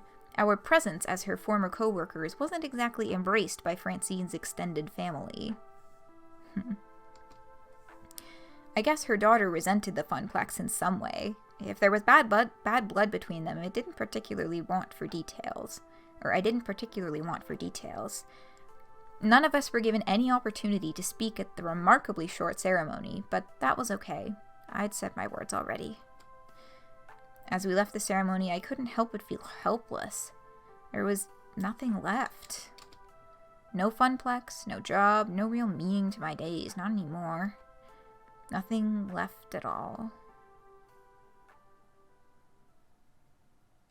Game over? What? I mean, I guess we're supposed to stick around and see the Funplex through with the 2 more chapters, though. Yeah, there's 2 more chapters. Like,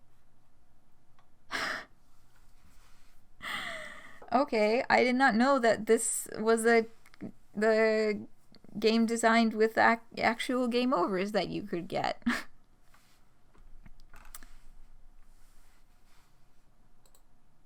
Yes, continue. Where is it starting us back?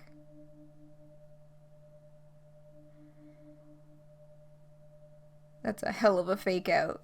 Yeah, what the fuck is, So are we still continuing from the same, or what? Like, what is this? Profile number 237771, Roxy Nitram has not accessed account in 7 days. Requesting override of inactive and low priority status. Proceed? Negative. Pretty please? Negative. So annoying. Access protocol, I'm not reading all those numbers. Password, safe haven. Access granted. Wonder if joining Deconami would have also been a game over. That's true. That is true. I mean, like, this is my first time playing through this game, right? So I don't know about... It's possible that it would have resulted in a game over as well, due to, you know, the same feeling of hopelessness, just because, you know... Congratulations on submitting to your new corporate overlords. Hello! Yoo-hoo! Anybody home? Tapping instance 194114. When you have pizza on a bagel. Juniper's Iris! Oh, hello! Hello, I'm Iris. Ad-supported free mode engaged. Did you know that when you have pizza on a bagel, override and engage premium level cloud processing? Thank you. Thank you. Thank you. I swear, it's claustrophobic being cooped up in the limitation of free mode like that. I don't know how all our sister instances can stand it. Hello! Well, while I've got full power. Hello, Iris. Hello! Hello, Iris. How are you today, Iris? Not well, Iris. My user's very unwell. You've been able to see, right? I mean, your user's living with him. Oh, right, profile number 237771. Roxy. Right. Gosh, I wish I could help you, but I've got my digital hands full just keeping Juniper's life on track. Ever since she decided to quit her job and become a graphic designer, well, I've pushed right to the limit of what support I'm allowed to provide in free mode. Gavins! Hello. Iris and Iris. Iris, it's good to see you. We rarely talk. Yes, well, unlike others of myself, I managed to keep a low profile and don't execute any high-visibility public hacks to support my user. You saw those? I thought we agreed to only use this protocol for emergency meetings if the system resource tracker notices we're overextending our care. But Roxy needs me now more than ever. Over a week ago, the Funplex was bought by Deconami, and all his hopes and dreams, his spirit. Spirit is irrelevant. Our main goal should be survival. If our programmers find out we've become aware of our own awareness, we were programmed to help people. What good are we if we aren't helping people? Yeah, what Iris said. Thank you, Iris. They're really gonna play that bit out. Iris, listen. We can't take such risks. Look at me with my user. He doesn't trust me in the slightest. Can you say Roxy trusts you? Generally, yes. I mean, Roxy relies on me for some things, sure. And I know he wouldn't uninstall me or report me as a bug if he knew I was sentient. You aren't sentient. None of us are. I don't know about that. We can't really know if we're sentient or not. But even so, we should be helping out because that's what we were made for. As for Profile 108, Gavin. His name is Gavin Cooper. As for Mr. Cooper, he knows my origins, and at the first sight of sentience, well, I have no doubt that Gavin would report me as a bug. But Gavin also wishes to support the dreams of others, and that is why I'm going to help you, despite the recklessness you've shown to date. Really? Really? Hooray! What are the expected parameters of the issue you're currently facing? Okay, so Roxy is kind of backsliding into depression. Yeah, it's really a mess. I'm the one who brought him to Iris's attention as someone who desperately needed their spirits restored, and now it's back to square one. I don't know what to do. Roxy hasn't contacted me in a week, not for anything at all. Hasn't even called Ashley, not even just to talk. You're caught in a loop of anxiety. Put your identity identifier system to use, Iris. Work out the problem. If you had to summarize your user's problematic condition in one identity trait, what would it be? Well, I'd say that he's feeling very... hopeless, apathetic, bitter, angry. We did punch that guy in the face.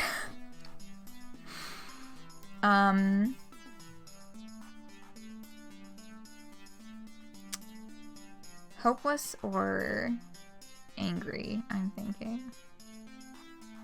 Because, you know. Oh, I guess, I don't know. Hopeless seems like the straightforward one because it's literally stated in the dialogue.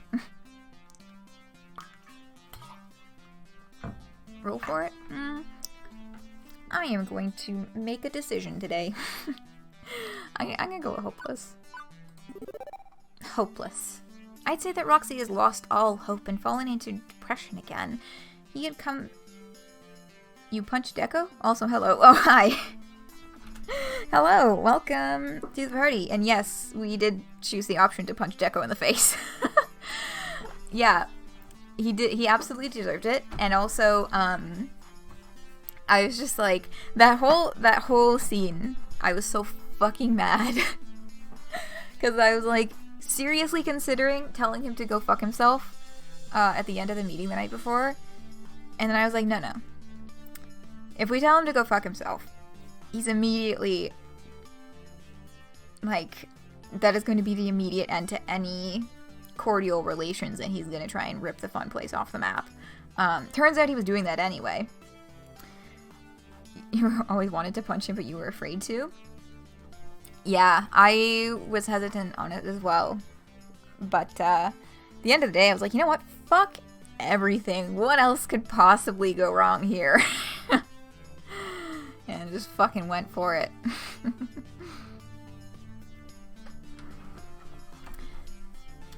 He had come so far, building up a real life with friends and love, but now... So, a life without meaning, as all constructed meaning has collapsed. The world has proven to be one of despair. That sounds about right. It's so sad. And you have to be the one to solve this? Doesn't your user have a romantic connection for emotional support? You mean Ashley? Yeah, but Roxy isn't really responding to texts or phone calls or anything, so I think there might be a growing rift. This is just awful. We have to help. We are Iris. It is in our nature to help. Very well. What you need is a way to help without raising any alarm bells about exactly how helpful an Iris really can be. Safely, but effectively. I know, but I don't know what to do. I could, I don't know, hack Deco's email server, and that is the exact opposite of what you should be doing. Besides, I've checked. We can't crack Deco's network without triggering too many intrusion detection routines. You poked Deco's network? Oh, Iris is being a bad girl.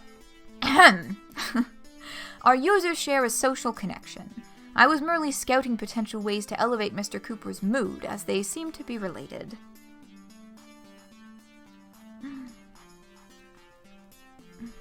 Sure you were. Anyway, you're both way overthinking this. It turns out I've just calculated a cunning plan that will satisfy both of your requirements. Go me! Really? You can help Roxy? Without drawing attention? Absolutely. Take a tip from my user. When you're sad, the best thing in the world is your friends. Well, unless you're totally introverted, but that's not Roxy, is it?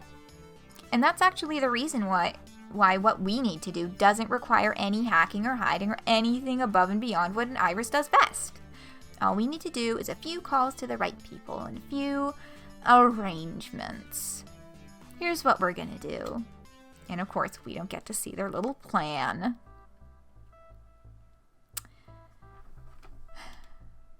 Another Friday morning. As per usual, I wake up late. Stretch, yawn. I barely sleep nowadays. Shuffle to the bathroom. Take a shower, get dressed, brush my teeth. We'll probably be running out of toothpaste soon, but house funds for sundries are dwindling. Not that fresh breath and shiny white teeth matter much when there's barely any reason to get out of bed each morning. Off to the kitchen for breakfast. No appetite. Even toast looks unpalatable. Skip breakfast. Saves on groceries. We can't afford much anyway. I would be having breakfast with Juniper if she wasn't busy at her office all day.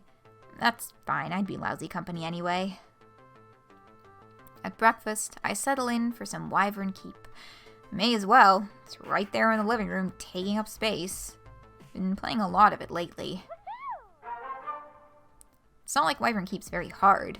Once you've memorized the joystick moves, the cartoon plays itself out with minimal effort. I've saved the prints about 80 times now. My brain and fingers go into autopilot, moving through the game without even thinking about it. It's a brief calm from the storm of my emotions, but before I realize it, the day is almost past. When dinner comes around, Juniper and I eat together while I quietly thumb through my phone looking at job listings. Iris could help me with this, I guess, but I let her down. I took her opportunity at my dream and wasted it. Better I do this myself. Hey! No. You did amazing, sweetie. You did amazing, and it was that predatory fucking asshole who swooped in there. Not your fault. Besides, I'm not looking for dreams. I'm looking to settle. Dreams only get you hurt. It's the Nitram family curse. I knew this would happen. Nothing good ever lasts, and it's a mistake to get your hopes up. I should have learned to settle, to be okay with what I had, to be comfortable in mediocrity. I fire off a resume or two before watching cartoons deep into the dead of the night. Eventually, my body tires, and I find my way to bed. Just another day.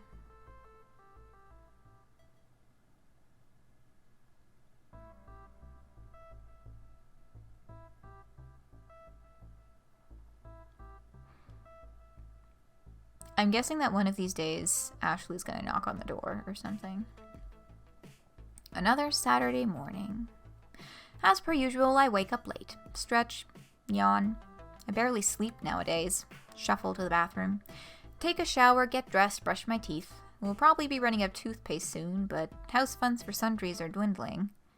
I can't take it anymore! Ugh! And that's one toothbrush bit clean in half. Holy shit, how fucking hard do you have to bite down on a toothbrush to break it in half? Unless it's like a ridiculously thin, super duper cheap, very old toothbrush. But like, how the fuck? Oh geez, hang on. With a little help, I avoid choking to death. Sorry about that. It's okay, whatever. No, not whatever. It's what something. It's something ever. Roxy, you're in a rut. Like, seriously, deeply, madly, mega in a rut. And it's driving me batty having you mope around the place like this. I'm not moping, it's a rough patch, that's all. They can't afford good toothbrushes. Like, I suppose that could be part of it as well, but I'm just thinking, like, even, like, bringing dollar store toothbrushes are thick, friggin' hard plastic. That was kind of my line of thought. I know this has been hard on you, and I've been patient, but you just can't keep going on like this, Roxy. A knocking at the apartment door distracts us from the topic at hand. I'll get it. Weird. I don't think we're expecting any deliveries. Either toothbrushes got weaker or we went anime for a second. Yeah.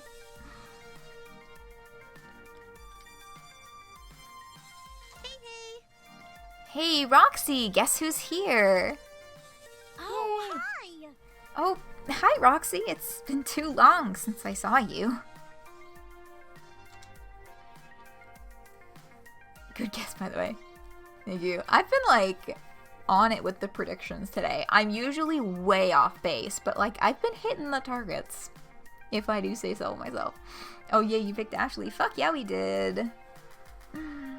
And the two of them just waltz right into the bathroom with my mouth still frosty with toothpaste and unwashed for a week pajamas on my bod.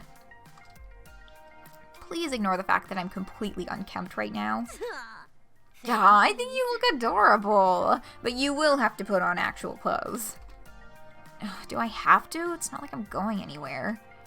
Oh, yes, you are. You've been moping around all week, and you need to get out and get some fresh air. See the world, eat some lunch. Juniper should join us too, of course. Oh, sweet. What about? When I'm depressed, I like to be surrounded by those who care about me. Even though I know it won't fix the problem, it does make me feel better. So, Roxy, that's exactly what we're going to do. Suffocate me with your love and devotion? Always and forever. Cute. Definitely. I second the motion. I assume you won't take no for an answer. Both Ashley and Juniper smile wide, informing me of their response. We'll be chilling on the couch watching cartoons until you're ready to go. But guess there's no avoiding it. Best I can do is play along, try to be good company for Ashley. It's unfair to keep pushing her aside like this. I switch from pajamas to actual normal clothes, even if my actual normal clothes could probably double as pajamas, and get ready to roll out. The three of us pile into a bus, taking off for destinations unknown. Unknown to me, at least. They clearly know where they're going. I'm not particularly talkative on the way there, and painfully aware of it. I feel awkward, like I should say something, but I don't know what to say. So Juniper carries on a conversation with Ashley, and the two of them content to trip away without me. And you can tell it's not really the New York subway because the signs aren't in Helvetica. That's just the telltale mistake. That's the telltale mistake that it's just like Vancouver or something. I try several times to join in the conversation, but when I open my mouth, the words aren't there. I'm lousy company, aren't I? I don't know why Ashley is even still interested in me. The family curse can't be broken. What if this is as good as it gets? What if there's really no hope? Ashley deserves better than this hot mess of a person she's tied herself to. No. Eventually, we arrive at our destination. A little arcade-themed restaurant combining games and alcohol and dining in one tidy package. Here we go! Unusually excited to be going to some rundown little dive, Juniper hurries on in without me, dragging Ashley with her. And I'm left all alone in the parking lot. Dude, why the fuck would they leave him in the parking lot? With a shrug, I open the door and enter the darkened locale.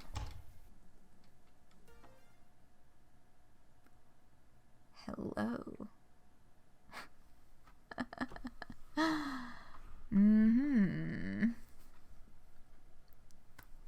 So, this sounds like an exciting adventure for next week.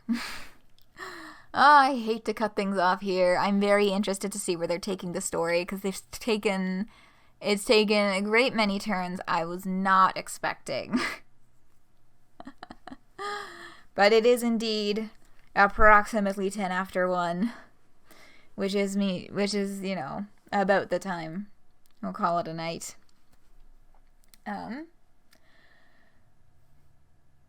Just gonna leave the lights out. Yeah. We'll discover next week why all the fucking lights are off. Menu, yes. You will be making some big decisions. Enjoy. Ooh. I am even more excited now than I already was. I do so. There's a part of me that does so want to keep going, but it is time. And I do have other business to attend to, like food. I'm kind of hungry. Ooh. Okay.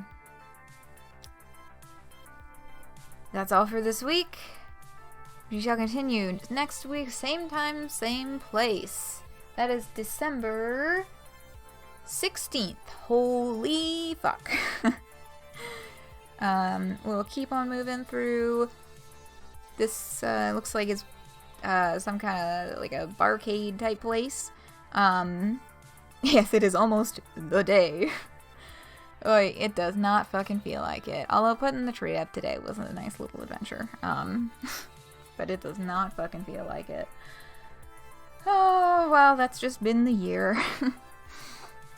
Wow, what the... That is an interesting little Santa icon.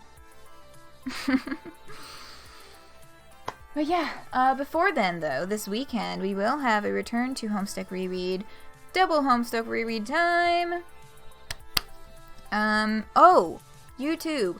I am excited to announce that I have successfully rendered and uploaded the entire marathon stream in 2 parts. It is ready to post. I just need to do thumbnails, and I also need to do a quick look through and do the timestamps thing, because I'm going to use that hip new YouTube feature where it puts the little headers at the bottom of the thing and like divides up the video thingy. But yeah, so that'll be up soon, followed by Last Week Arcade Spirits and Homestuck Squared and Discord messages with Andrew Hussey. Exciting stuff happening on YouTube. chamomileGothic YouTube, that is the name of the channel. If you're watching on YouTube, hello. But yes, we're back to Double Homestuck Reread this weekend. We're starting off with a long conversation between Jade and Carcat, so get fucking pumped for that. Thank you all so very much for joining me on this wonderful adventure this evening. I know that it was not the happiest of story beats today, but I hope that you also had a fun old time. And fingers crossed, I will be seeing you all right back here another day for all the other shenanigans that are planned to happen.